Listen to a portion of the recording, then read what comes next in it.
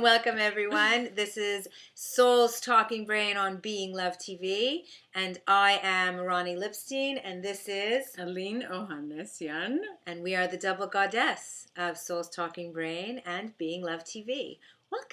Welcome.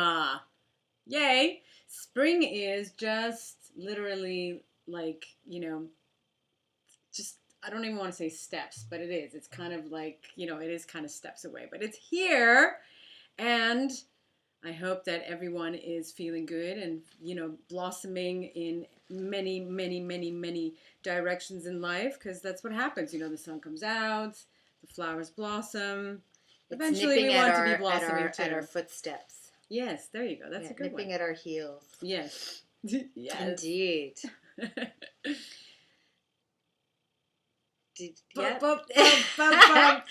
So we are unbelievably thrilled and excited. We have such a wonderful lineup for our spring 2013 Souls Talking Brain season. And today's show is absolutely no exception. In fact, it is the exemplification thereof. We have a phenomenal guest that is joining us today here on Souls Talking Brain. And his name is William Whitecloud, who wrote the book, The Lost Shaman, or Shaman, depending on how you say it. That's what it looks like. And I have to say, I received the book and couldn't put it down. And I receive a lot of books, and I go through a lot of books, and I tend to skip over and go to, the most important parts, or at least try to find them, and try and get the crux of what the book is saying, and, ascertaining whether or not we want to share with all of you wonderful beings. And this one, I pretty much read every single page, and read it with enthusiastic anticipation and excitement and wonder and joy the entire time through. It is filled with some fabulous, insightful wisdom that is interwoven into this story, this fictional, or maybe not, story that William tells us, which I am very much looking forward to getting to speak to him in person and finding out more about William and picking his brain. The Lost Shaman. Mm-hmm. Picking his brain here on Soul's Talking Brain. Picking his brain. Yes. It's all about brain. Brain.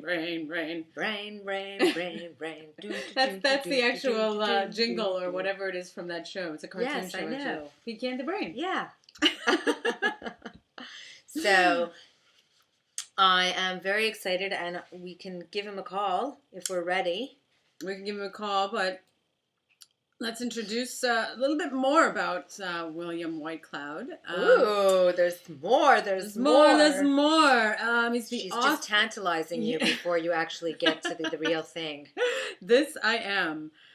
William Whitecloud, which is going to be here in a few seconds. He is our special guest here. He is the author of The Last Shaman, which is what Ronnie was just showing you the book, as well as the author of The Magician's Way, and I think he's got more other ones coming. Deepen your understanding of intuition to live a soul-inspired life. William is a super successful creator and an extraordinary communicator. His passion and purpose in life is to educate others in the reality that they have the power to create whatever they love in every situation and moment. This calling was born out of his own rich experience of transforming his life from circumstances of crushing despair to being a creative inspiration to tens of thousands of people around the world. Well, well. So if you weren't tantalized before, you know. So let's find out what it is that William found out that can assist all of us in manifesting whatever it is that we would like in our every now and experiencing a life of bliss, as he obviously has found a way to so do himself. Correct. All right. Let's go to the call. The Macaulay call. And we are calling William.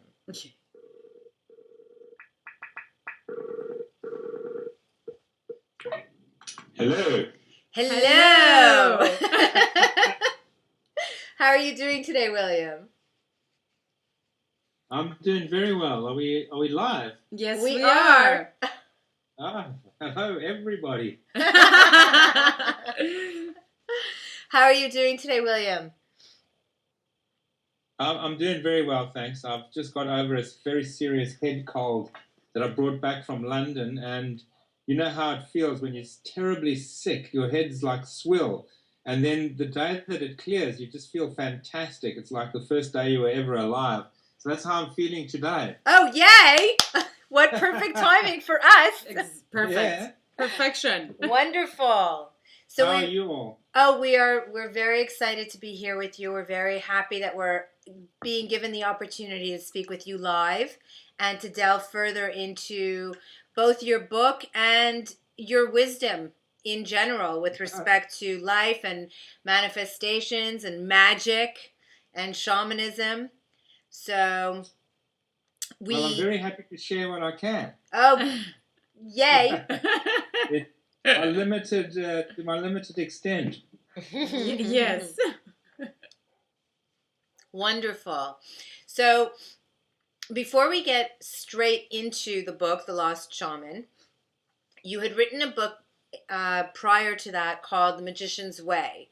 And from what I read in The Lost Shaman and what I've read about you, magic is very meaningful and in your work as well as just in your perception of reality and life in general. What does that mean to you? What does magic mean to you, if you can explain why it's so important? Well, you see, the thing is, I do use magic as a term quite a lot. And the thing is, though, is everybody has a different meaning, a different connotation that implies something else to everybody. But for me, you see, the meaning of the word magic, or the metaphor as I use it as, is just simply this, is that really it's a synonym, it's another word for natural success in life, really. If you imagine living your life in such a way that success naturally unfolds out of your life and everything that you do and everything you undertake, that is what I call magical. And that's what I call magic. It would seem that as though it's happening invisibly, that there's some kind of force behind the veils affecting that. But actually, really, it's just a structure that you have put in place. There's certain steps that you have taken to, affect that those wonderful results in your life. So, that's what I mean by magic and living by magic. So what are these special steps that one is supposed to take? Well, people pay me a lot of money to find that out. But no, seriously, well, you see, the thing is, here's the thing, is that, can we just talk about success for a moment in the sense that I mean the word? Of course. Where that you have the power to create what is meaningful to you in your life.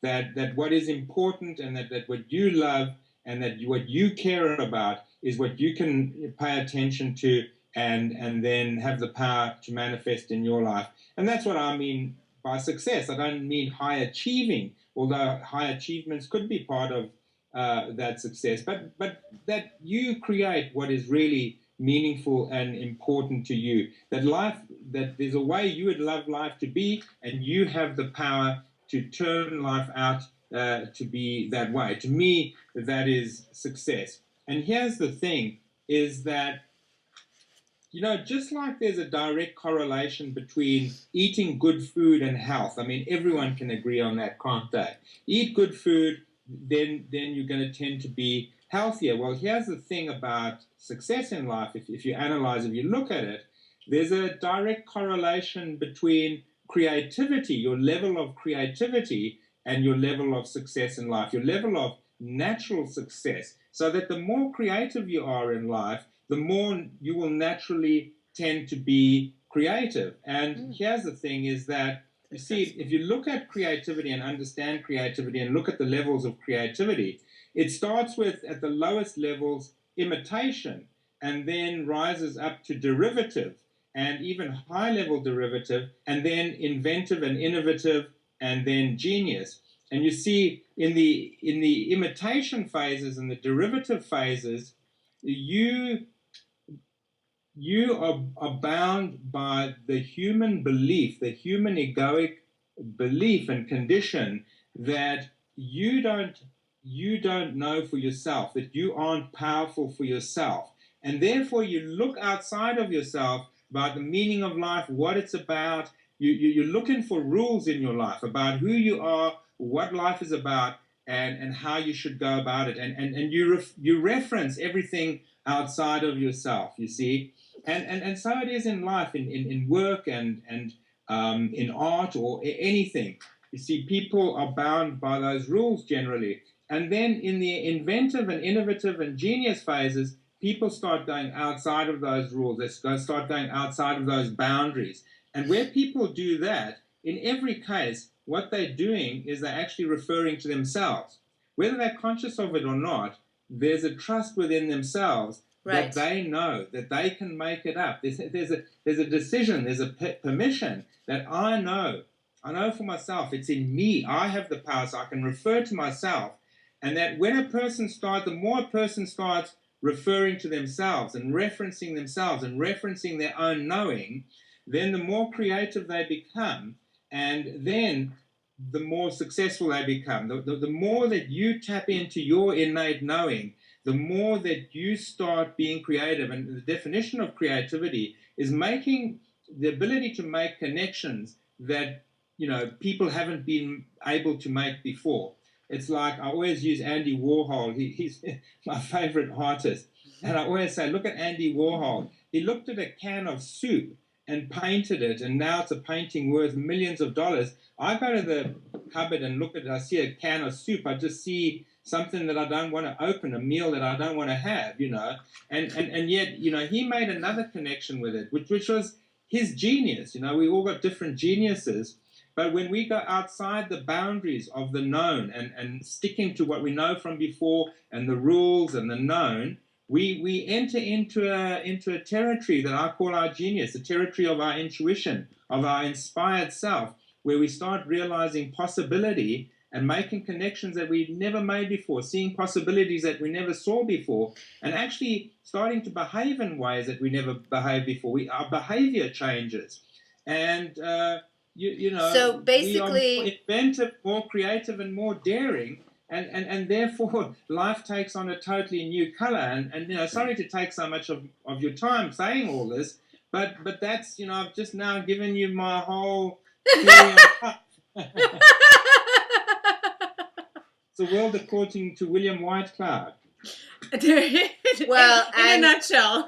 And it's a good perceptual reality to be coming from, and if I understand what you're saying correctly, essentially you're saying the more that one is in a state of self-love, and therefore trusting in self, the higher their likelihood and possibility and probability of achieving success.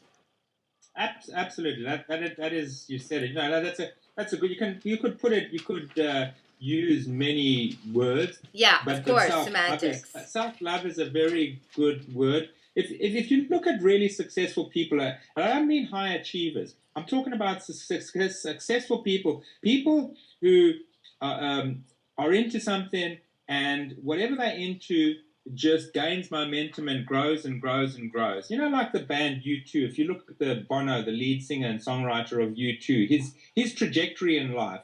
Or if you look at Nelson Mandela, or if, you look at Gandhi, or if you look at Mother Teresa, or if you look at Richard Branson, Steve Jobs, people who consistently just created, and their lives and their passions and their vocations just got bigger and bigger and bigger, and you know, there was no stopping them. There is no stopping them, and they're good people. That what they generally do benefits the world in a big way, and somehow they make great riches out of it. Like even Mother Teresa, who was a nun who ran a charity feeding the poor. When she died, there was millions of dollars in her bank account. She was a rich woman, you see, and they all got these different geniuses. But if you think about each one of those people, they don't operate like the normal person and in the bounds of normal people, and think about, you know, safety and security like normal people. They're outside there in their own worlds, in their own territories, making up life according to their own rules, according to their you know, their own sense of thing, their own vision. They are their own people. They don't look at you and me and go, well, how's William Whitecloud writing this book, or, you know, what does William Whitecloud think about this, so basically it's basically the individuality. It's the individual, because your beingness is your own energy that is emanating that which is from you, through you. Therefore, whatever is you within you is your way. It's one thing, for example, you know, I can be inspired by you, for example. I can be inspired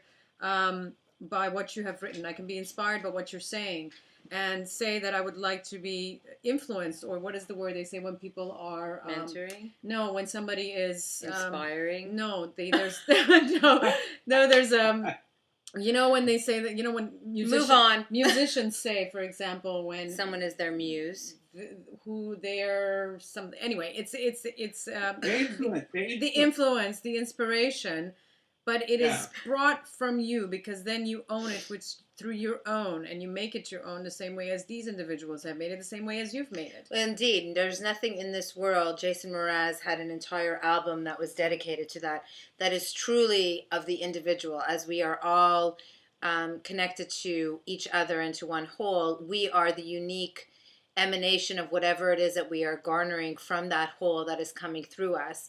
And to be able to allow ourselves to be open to receiving that which is what we are most attracted to, and to allow ourselves to then be expressing what it is that we are most attracted to, as opposed to trying to be like someone else or expressing what we think other people are wanting.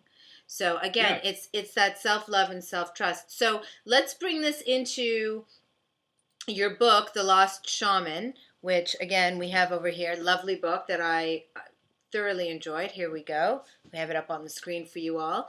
So it's a fictional kind of story in which you have interwoven some extremely inspirational wisdom with respect to consciousness and that which we are discussing right now, insofar as cultivating self-trust, self-love, and creativity for one's success.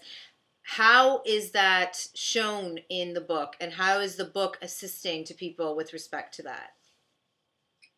Well, you see, the book is a story, and I think a great story, not just because I say so and think so. I'm really told, you know, people love the story, and I take no credit for it in a way, because I found that story in Africa. A rock art expert, someone who studies rock art done by ancient, civilizations, tribes, took me into the field and showed me these paintings that are all stories about shamanic journeys into the other world. And when I saw when I saw these paintings, they were so inspiring, and the stories they told were so inspiring, that I thought they'd be a great vehicle to take people on a journey that would then teach the principles of intuition. And in fact, the principles of natural success, really. And so that's what the story is about, really. Is it's in the form of a story that you can read, the story, this emotionally engaging tale of someone on an adventure. Then at the same time, you can, while enjoying the story and being drawn in by the story, you can learn and assimilate, and actually, even by reading the story, practice the secrets of natural success. You see, because the book, the story, contains all the levels of natural success, even though it doesn't state so explicitly. It very clearly delineates and explains the steps that you have to take for natural success. And I'll just name them very quickly, and if you want to discuss them, we can.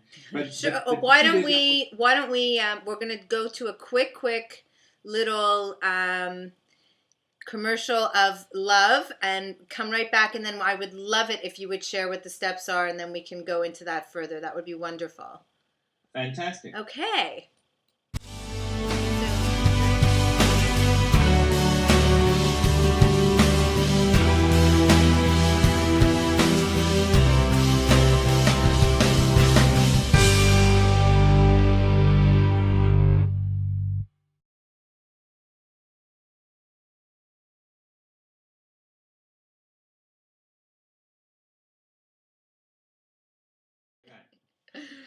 Hey, we are back, and I am once again Ronnie Lipstein. This is Aline Ohanessian. And we are on Being Love TV's Souls Talking Brain with guest author William Whitecloud of The Lost Shaman.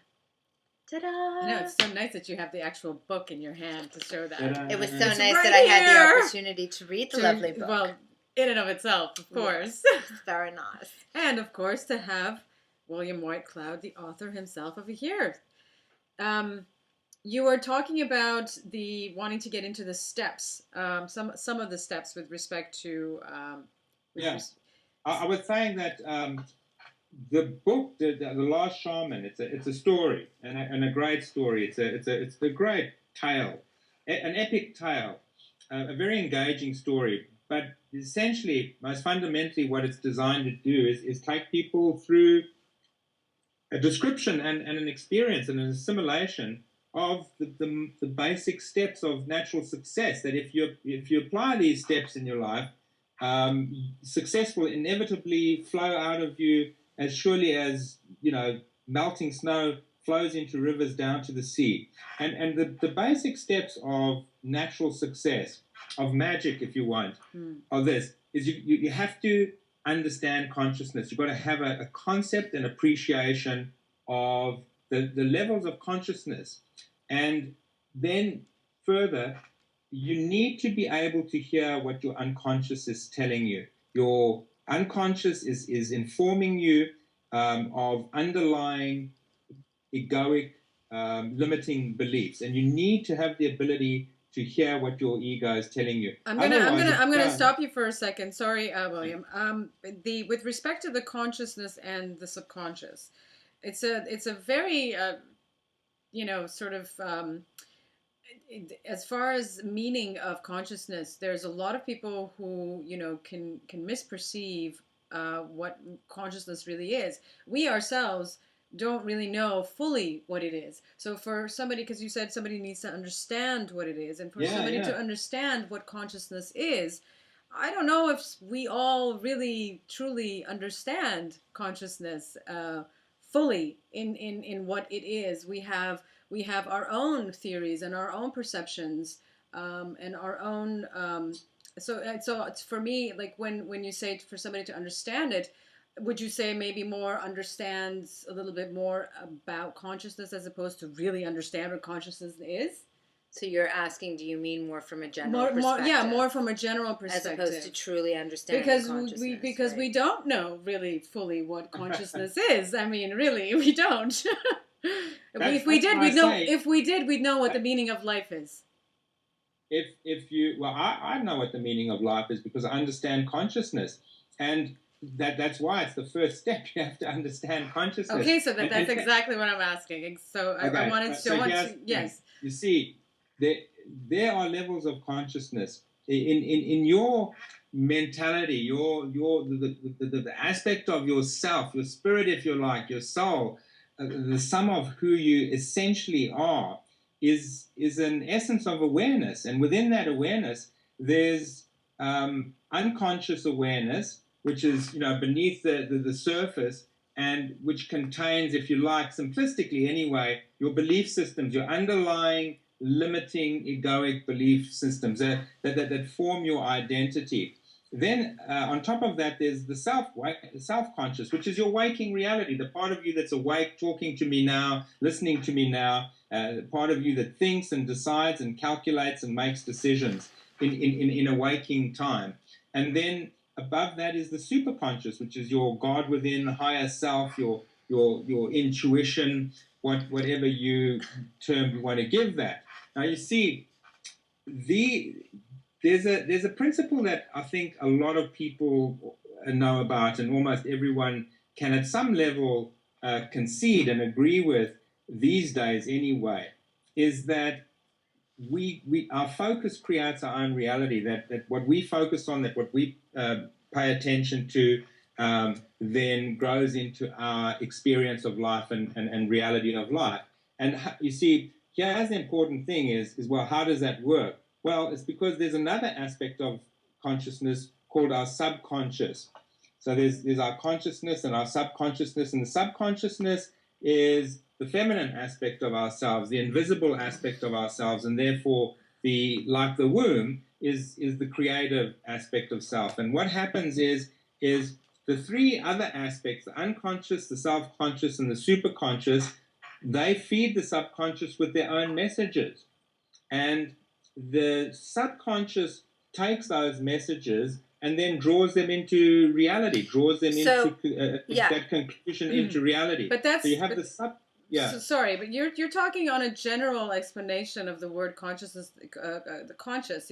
When you're conscious as opposed to unconscious. We were talking with respect differently. To different. I mean consciousness. Yeah. Okay. So it's different. Okay, well, what you're speaking to, William, is just essentially the fact that we have aspects of our awareness that are not necessarily known to us consciously.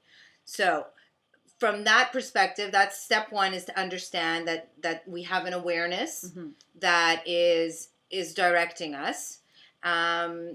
Which is your awake life, your and then reality. There's a part of you that's not. So then when we have the understanding of consciousness, we move into what comes next. What is the next step? Well, when you appreciate that there are these levels of as you put it, of your awareness, even unconscious awareness, and high awareness that you also might not be in touch with, but nevertheless there are these elements of awareness that are feeding your subconscious, which then takes those messages and turns it into reality. So you understand that. And if you understand that, then the next step is that you have to have an ability to hear those levels of awareness. And the first step is to hear what your unconscious is telling you, what your ego is telling you, the thoughts and feelings that arise out of your limited perception of life. And you see, people mostly don't hear the unconscious talking to them, even though it is all the time. Well, let me just jump ahead right there. So basically, it's your intuition. No, it's not your intuition. No. Your intuition enables you to hear it. It's a function of intuition to be able to hear that. Okay. But you see, you can hear that at what you hear it at is actually your unconscious. You hear at the level of your thoughts and feelings and your perception about life. Just what you just automatically assume and take for granted is what you're seeing around you and what you think and feel is going on, you see. And why it's really important to hear that. So it's like the level of awareness. Sorry? So it's like the level of your awareness.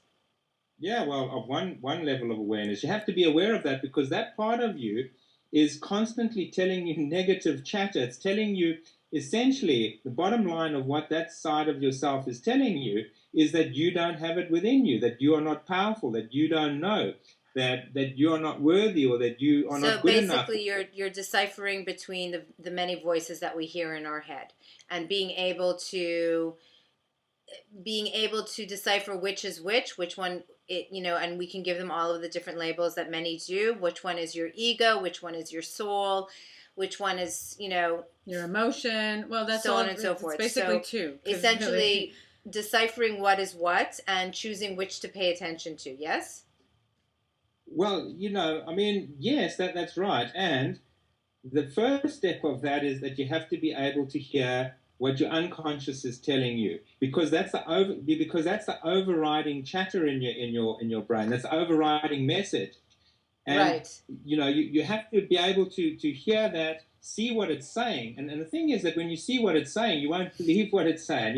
You take the power out of it. That then enables you to be receptive to your superconscious, to the part of you that is your creative self, that sees beyond your limiting beliefs, that makes those connections that I was talking about before, that sees the possibilities, you see. yes. So having the ability to see past your unconscious messages, which arise into your consciousness in the form of thoughts and feelings, and kind of govern your mind in a sense. You have to be able to neutralize that, bring Yes, it down. You see, absolutely. then, And meditation is key to being able to create that space between Well, your. it's one of them. What is yes? Well, it's one of them. Not just Absolutely. one of them.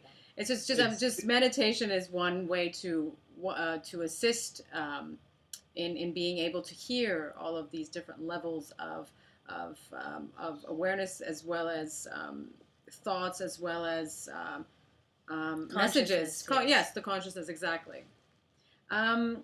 So, William, why is intuition such an important component of living life by magic? well, simply because it's the mode of awareness and the information you're getting from the side of yourself that isn't limited by your belief systems. When we're in our normal mode of awareness, our normal mode of awareness is our perception, which is seen through the filters of our belief systems, Mm-hmm. and our limiting belief systems, and all the rules and beliefs that we have and assumptions that we have about life, that then you know affect and limit our decision making and our perception of life, and our behavior as well.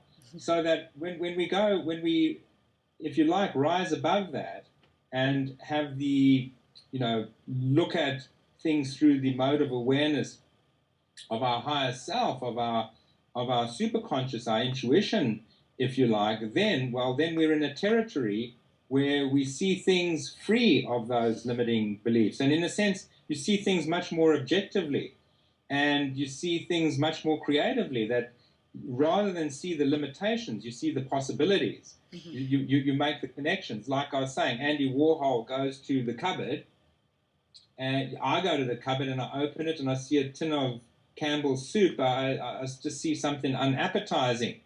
He goes to the cupboard, he opens it up, and he sees a work of art. Yeah, there's absolutely. a possibility there. Of course. And that's a really good metaphor for the difference between perception and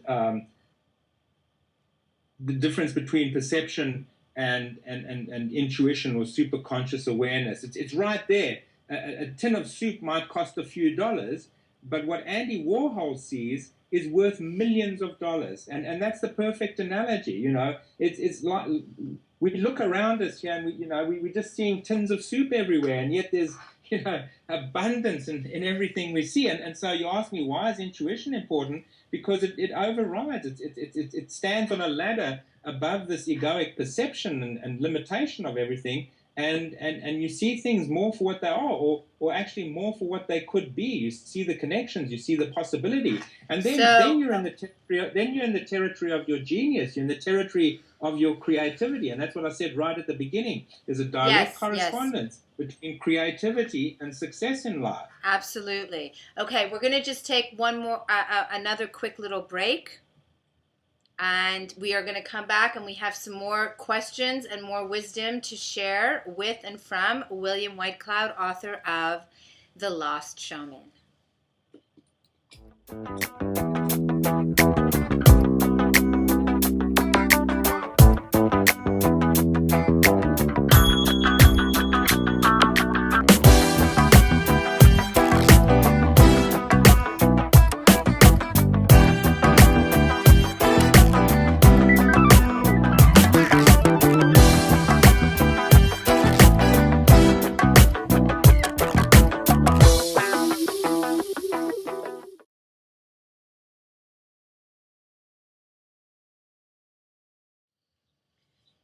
So we are back, lovelies. We are here with William Whitecloud, author of The Lost Shaman on Soul's Talking Brain show. And before the break, we were discussing the levels of conscious awareness and the importance of intuition. And I actually wanted to ask you, William, a question. Having had the experiences that you yourself have had personally, being a mentor and a therapist, teacher to others, and having written several books, you had made mention in the beginning of The Lost Shaman, something that I find to be very interesting and that I like to speak to my own clients and community about, which is that you yourself, having had gone through a life-changing experience which had initiated you on this pathway, and finding the ability to connect to your multiple levels of consciousness and to hear your voice of love from within, found yourself in a position, after having gone through all of this, of doubt. Mm-hmm.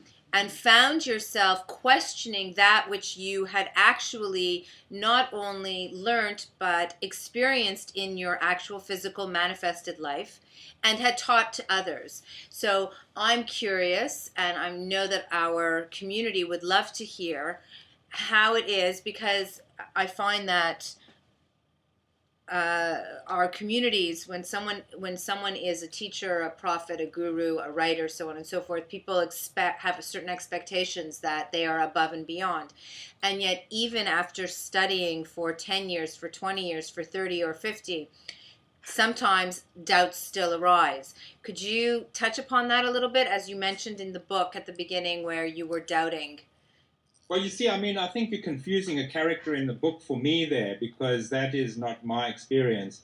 That is the experience of a character in the book rather than mine. Okay, but Yes. it is the character But that you I want to wrote. answer your question, because I have that doubt every moment of my life, just because I've created and learned what I learned and come to create what I create, doesn't mean that my ego doesn't still speak to me, and it speaks to me in very compelling language. And you know, anyone who says any different is either a liar or or just not facing their some truth. kind of narcissistic. Yes, or just not facing their truth. Yeah, exactly. You know, so it's not living in the real world, in some form of Make serious believe. denial. And so the thing is I live in doubt all my life. You know, I mean, I'm Australia's best-selling metaphysical author, and yet then when I come to write something, my mind fills with doubt, and I believe that I could never do that again, and never repeat it, and that I don't have it in me. And just with anything in my marriage, I've had an amazing marriage for 18 years, beautiful Very part. nice. And I mean, I still deal with my own insecurities in that, although there's all the evidence that it's a beautiful, solid, great. So I mean, I'm always filled with doubt myself. But you see, that's why I'm saying it's these steps of natural success that I was outlining there. Yes. Is I just put those in place. Is you see, when I'm confronted by I'm going to write, and I'm assailed by doubt or whatever, I have the ability to hear what I'm telling myself.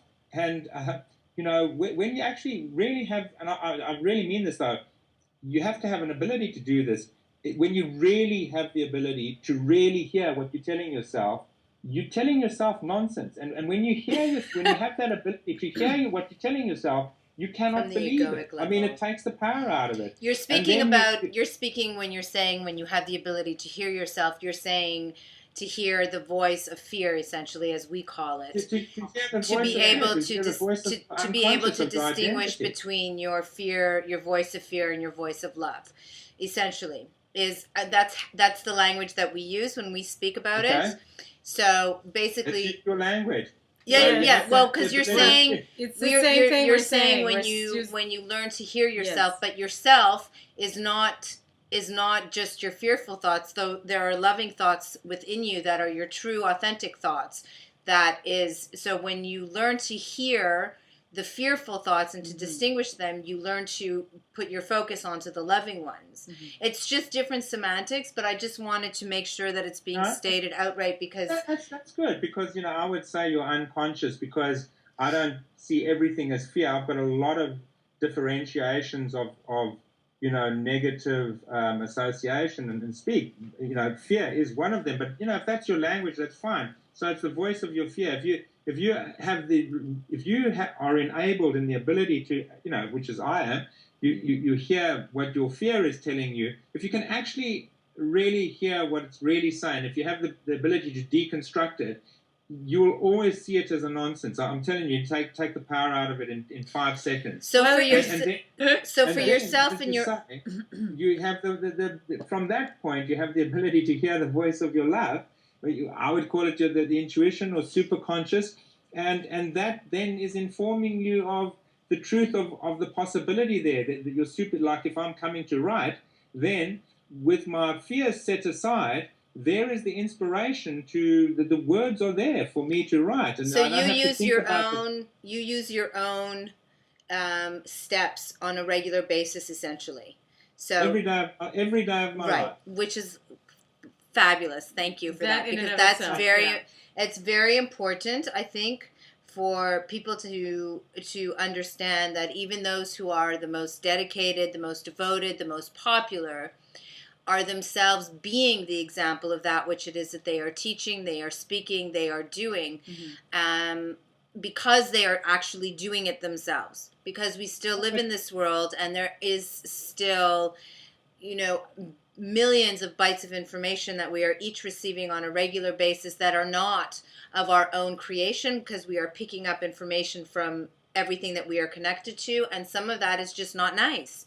So, Can I say something? Can I just say something? oh, of course. Yeah. You see, there's no such thing as making a breakthrough and then never having fear or whatever again, unless you're in some state of psychosis and numbness. Because, you just wouldn't be alive.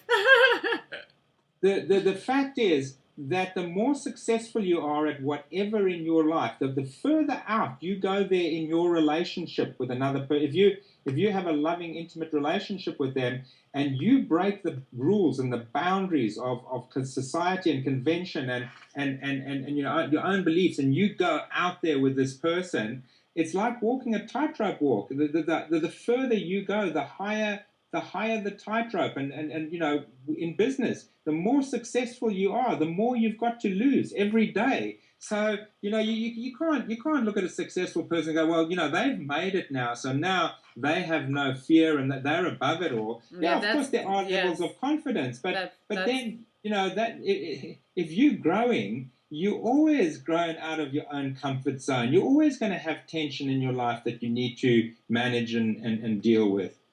Well, that's just with every single moment and every single second of every life. Just moving forward, that was very nicely said, William. Thank you. What is the complete self and the incomplete self? Well. That was a good laugh. It's just yes, if you want to find one word, completion, then you got to see what's the opposite of the completion. It's not complete. Well, you see that the whole thing is and this is there's a very, very important understanding to have, or it's a very useful. This understanding helps me enormously, and I know it helps the people I teach.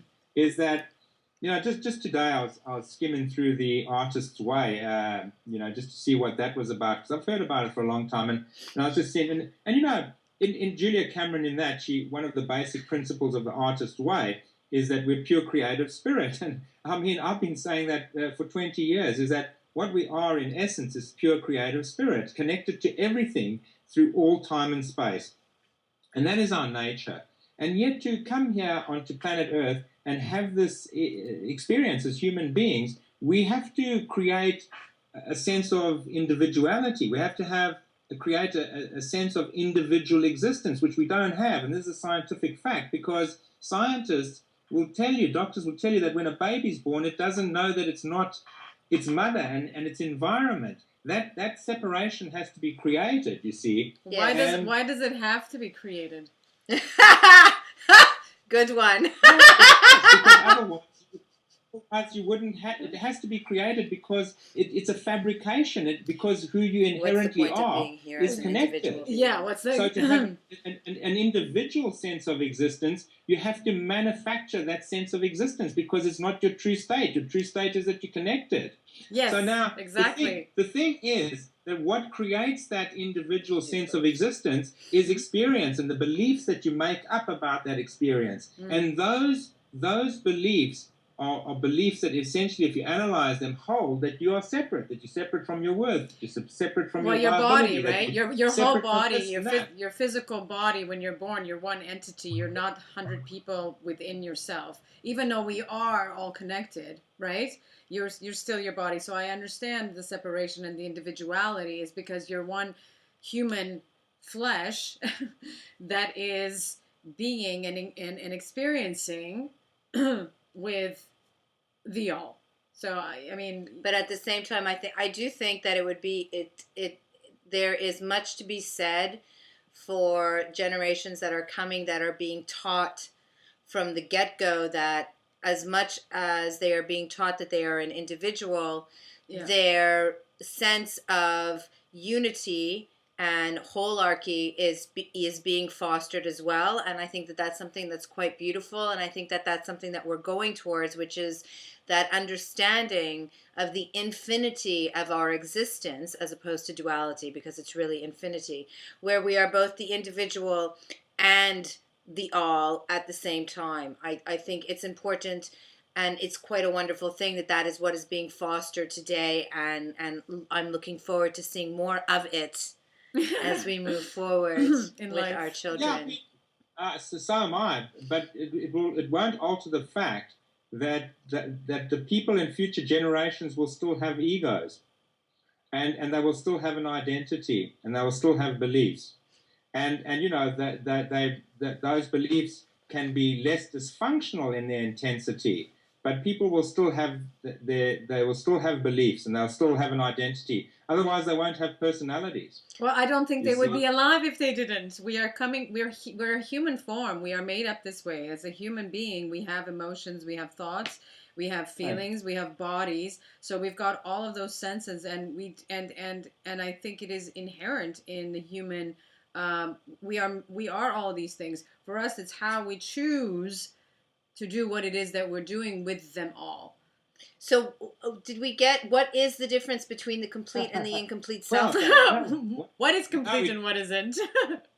We didn't, because what I was saying is that the thing that gives you your sense of individuality, your sense of separation, anyway, is your belief systems. And if you look at anyone's belief systems, if you analyze them, basically their fundamental belief systems, they're ideas of how we are in some way incomplete, and that there's something about us that needs to be resolved, that our worth needs to be resolved, that our safety needs to be resolved, that our capability needs to be resolved, whatever it is. So there is some sense of incompleteness, a sense that there's something yet to fix, and something that needs to be fixed and addressed. And so we go off on these tangents in our lives, this red herring, to resolve our identities, where it's actually an illusion. There's actually we're perfectly whole, we're perfectly fine. There's nothing to fix, but that is the egoic meaning of our lives. Is basically to fix ourselves, to complete ourselves in some way, to achieve very highly or gain approval or whatever it is. And that's the incomplete side of ourselves, as I refer to it. And yet there's the complete side of ourselves, which is the truth of the fact that we are whole and we are connected, and there's nothing for us that remains for us to be fixed. We don't have to prepare for life. We don't have to prepare to live. We can just get on with the business of living. That's the difference. Very cool. Okay, we have one last little commercial break, and we will come right back with one more question. Yeah, burning one. Right?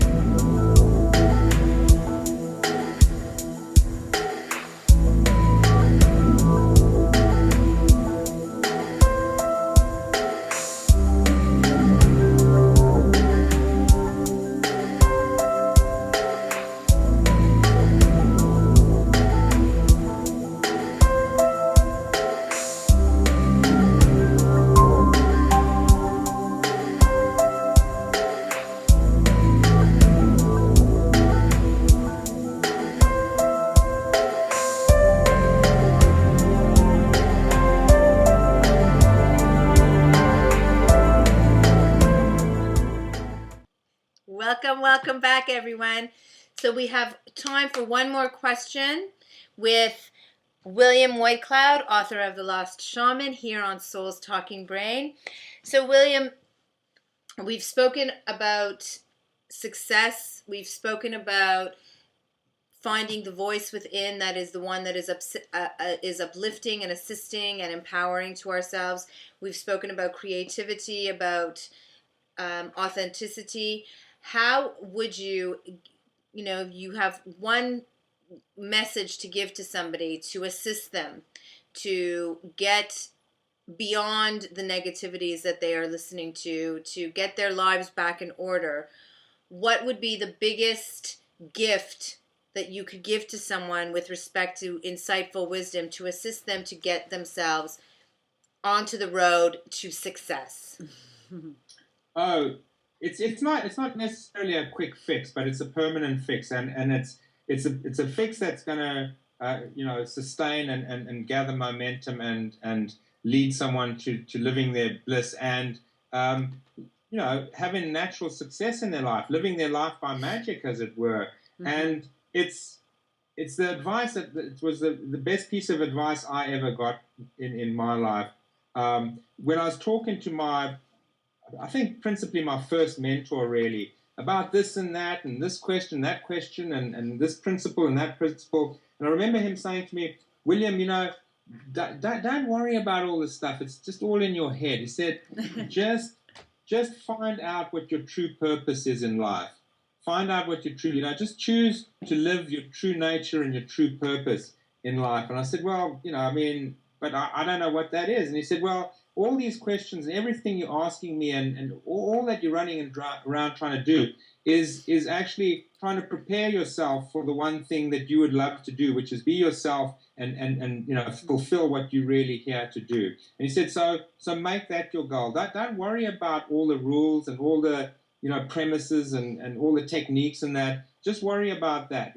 Just choose, just every day, daily, just choose to live your true nature and purpose in life. And so I did. I took his advice because I'm always prepared to take good advice. And I did. Without knowing who I really was or what my life was really about, I actually did start every day, just choosing. Every day I'd contemplated and just wished that I could live my true nature and purpose in life and, come to know who I really am and serve what I'm here to truly serve in life. And, it's remarkable.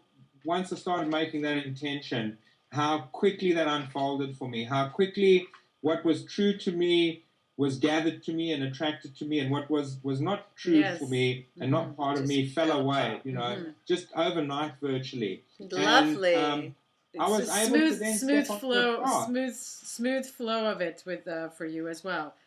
Very nice. What's that? A smooth flow of it for you, Yes. that which is coming to you, because that which is what you are seeking at the same. So it's the energetic sort of magnets to each other. What it is, Magnetism. Exactly. magnet. Yes. Yeah. So that's my advice, and people go, oh, but that doesn't put food on the table today, or that doesn't help me with my crisis today. And it's like, well, if you're going to make crises and food on the table today, and your problem today, your focus, you're never going to get off the treadmill. It's like Robert Kiyosaki, the wealth creation guru. He said, if you want to be rich, pay yourself first. And I always used to struggle with that. I go, but they'll bankrupt me if I don't pay them and that. But it's like, well, you've got to get your head around that. You've got to pay yourself first if you're going to be rich. And if you're really going to come to a creative, meaningful, powerful, joyful, living your bliss life, well, there's just the foundation of that is who you are and what you're doing here. Your true nature and purpose in life. Mm-hmm. Thank you so much, William. That was absolutely phenomenal. I hope that was a big bang question for you, because it definitely was. It definitely was a great answer for all of us. I've thoroughly enjoyed talking to you guys. You know your stuff, and in very great conversation. Thanks so much. Thank you. Thank you, William. Thank you very much for joining. It was a pleasure. And for, of course, everyone else watching. I want to give a shout out to Buddy Yank. Thank you so much for joining, all of you. It was very wonderful to have you all here today on the show.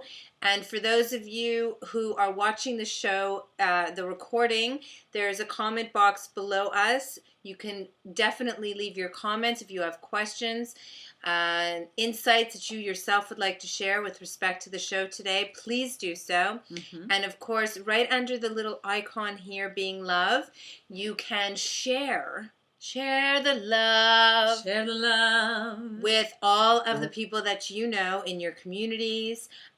Just by pressing that button, and a whole bunch of social networks will open up, and then click away. Click away. So thank you all so much. And William, thank you. And thank you all for watching. We shall be coming back in 2 weeks. No, in 2 weeks? No. 2 weeks. Not next week on Radiating next week Love. Yes. Next week on Friday on Radiating Love Show, and the week after that, Wednesday at 7 p.m. on Soul Talking Brain Show. Until then, namaste, in Lakesh Alakin, and to every single person's highest happiness manifest in our eternal now, always.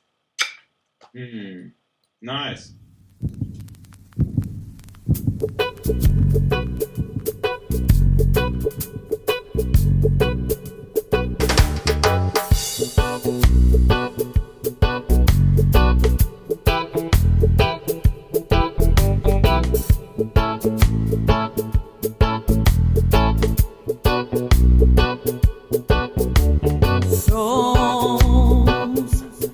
Talking brain,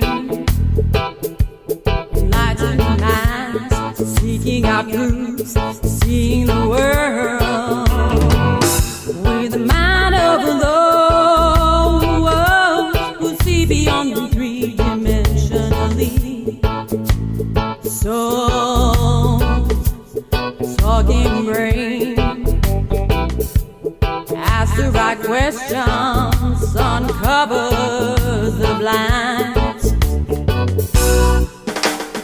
So